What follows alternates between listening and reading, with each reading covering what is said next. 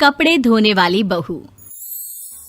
शादी के पहले से ही विभा को कपड़े धोने का बड़ा शौक था। कभी नल के नीचे तो कभी तालाब के पास। अरे मेरी नीली वाली लुंगी नहीं दिख रही है। विभा की अम्मा, कहाँ रखी है लुंगी? अरे वो तो विभा ने परसों ही धोकर रखी थी आपकी अलमारी में, देखो वहीं होगी। वो ना मैंने आज धो दी, मुझे लगा कि गंदी हो गई होगी। अरे कैसे गंदी हो गई थी? उसे तो मैंने पहना भी नहीं। हे भगवान, इस लड़की के कपड़े धोने की आदत से परेशान हो गया हूँ मैं। जितना तो घर में राशन नहीं आता, उससे कहीं ज्यादा डिटर्जेंट पाउडर का खर्चा है। इसकी शादी करवा दो, शादी जाए अपने घर में ही करे काम, फिर चाहे घर के कपड़े धोने हो या पूरे गांव के।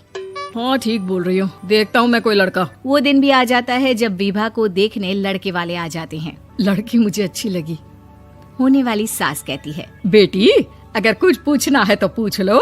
वैसे तो हमारी लड़की बहुत ही शर्मीली है, जो बोल दो वो मान लेती है, इसे क्या पूछना होगा। अरे कैसी बात कर रही हो माँ, मुझे इन लोगों के घर रहना है, सवाल तो कई है। हाँ हाँ बेटा, पूछ लो ना, क्या पूछना है। आप लोगों के घर कपड़े कौन धोता है? सास का मुंह बन जाता है।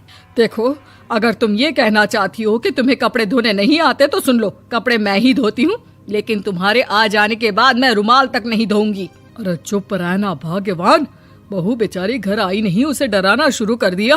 वो क्या है ना बिटिया, अभी तक तो ये कल्लू की माँ ही धोती थी, लेकिन अब तुम्हारे पापा तो दहेज में वॉशिंग मशीन देंगे ही।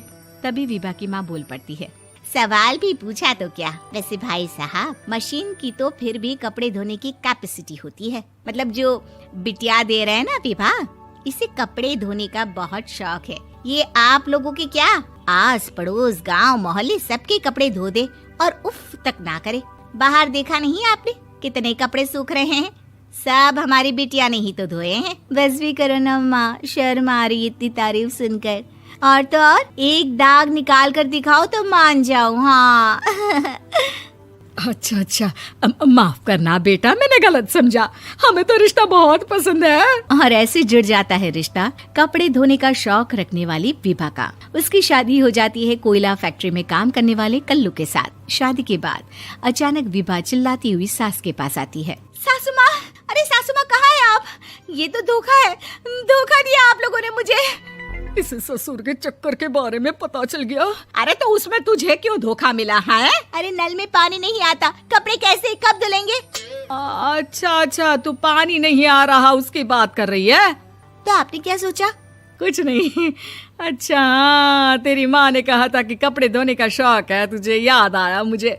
शौक बोलकर कपड़े धोने वाले मेरे जुनून को कम ना आके सासू माँ, कपड़ा धोना मेरा गुरूर है। तभी पति भी वहाँ आ जाता है। अभी मैंने इसे सनी देओल की फिल्म दिखाई है, उसी के डायलॉग मार रही है माँ। अच्छा सुन, साफ साफ बता रही हूँ, पानी सुबह 4 से 6 और शाम को 10 से 12 आता है, समझी?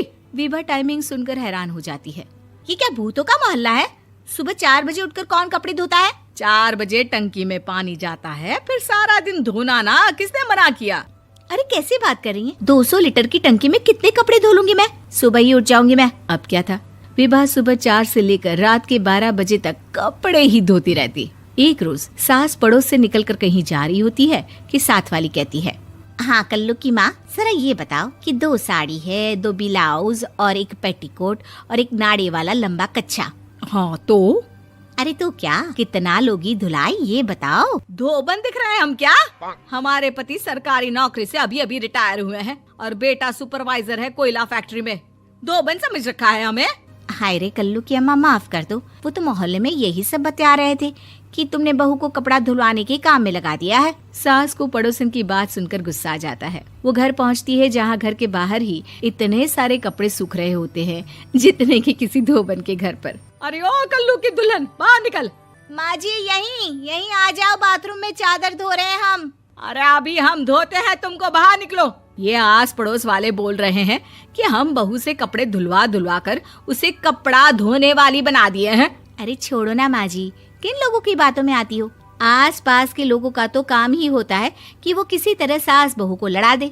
बहू सारे घर के कपड़े धोती है, ये क्या कम है? बोलिए। सास को भी लग जाता है कि वो बहू का ये सनकीपन नहीं छुड़वा सकती, इससे अच्छा है कि खुद ही चुप हो जाए।